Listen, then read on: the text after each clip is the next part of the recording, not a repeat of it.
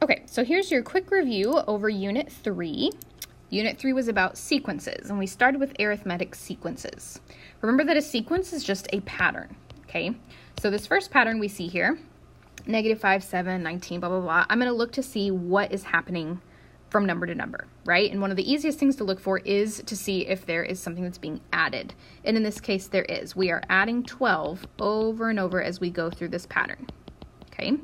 The next pattern we see here, the next sequence, we are subtracting 5. Well, both of these are examples of arithmetic sequences because something is being added. There's a common difference. In other words, the common difference is what is being added. So the common difference for this first problem is 12. The common difference for the second one is -5. Okay? We also talked about geometric sequences. Again, these are just types of patterns, but nothing's being added or subtracted here. What is happening is that we are multiplying by something. So for this first problem, we're multiplying by 3. In the second problem, we are multiplying by 1/4. Yes, it looks like division, but we're sticking with multiplication here, so it's multiplying by 1/4. And these problems have a common ratio, and that's the number that's being multiplied. Okay, so the common ratio for the first one is 3. The common ratio for the second one is 1/4. We talked about formulas a little bit. The main thing we focused on was recursive formulas, and those always started like this. Okay, and then there was something. We always added the D or we multiplied by the R.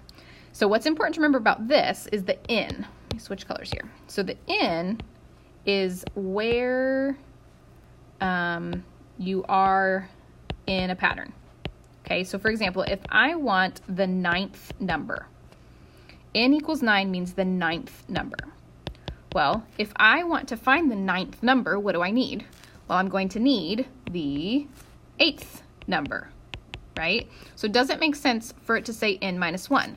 Well, if I put a 9 where that N is, well, 9 minus 1 is going to give me 8, which makes sense because I want the 8th number. So that's really the basis of a recursive formula. Honestly, they're completely useless. So let me go back and show you what I mean. Let's write a geometric sequence recursive formula for this first problem here. Okay, it always starts the same. And in this case, I'm going to say times 3. So let's try to use it. Let's say I want the 100th number in the pattern. So I would say, okay, I want a sub 100, which means a sub 100 minus 1 is really, 100 minus 1 is 99. And I multiply it by 3. And I say, okay, great, perfect. So I need to take the 99th number, multiply by 3. Well, I don't have the 99th number, right? So I say, okay, well, I need the 99th number. Well, then that means I'm going to need the 98th number and multiply that by 3. So I'm going to keep going backwards all the way until I find a number I know. So recursive formulas, this is what it is, but it's useless, right? We learned how to do it so that you know what the notation looks like, but it's just not very helpful. What is helpful is an explicit formula. We didn't even use that word at all, so don't worry about the word. Just know that an explicit formula is something you can actually use. So here's an example of a star question where they are giving you explicit formulas. It says in a sequence of numbers, a sub 3 equals 0, a sub 4 equals 6, etc. So they're giving you a list of numbers here, but they're starting with the third number because it says a sub 3. So that means that there's 2 other numbers in front of it that we don't know. So they want to know which number can be used, or which equation, sorry, can be used to find the nth term. All that means is any term. Okay, so looking at my answer choices, a sub n equals -6n plus 18. That's saying if you want the 9th number, you're going to plug a 9 in here and get it. So what better way to do this than to just check against our equation, or our numbers that we have. So for example, ooh, brown, that's not pretty. So a sub 5, it's also really small. A sub 5 is 12. So let's try plugging that in for a. Okay, a sub 5 is supposed to be 12. Well, that means I'm going to plug in a 5 here, and I'm supposed to get 12 as my answer. Well, -6 times 5 is -30, plus 18 is 12. Okay, so that's helpful. Let's try B. If I plug in a 5 here, -18 times 5, honestly, I don't even really know what that is off the top of my head, and then I add 6, I'm not going to get 12. So B can't be my answer. C, let's plug in a -5 here.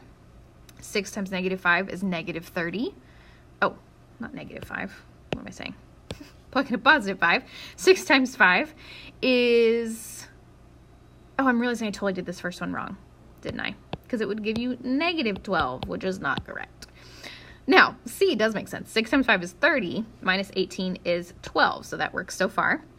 And then D, again, 18 times 5 is something big, minus 6, which is not 12. So the answer here would have to be C. And you could try it with all of them. It also says that a sub 6 is supposed to be 18. So I could try plugging in a 6 for n. 6 times 6 is 36, minus 18 is 18. So honestly, a lot of people would have figured this problem out, even if I had never taught them sequences, just by kind of filling in the gaps and looking to see what the pattern is. We could tell it's adding 6 over and over.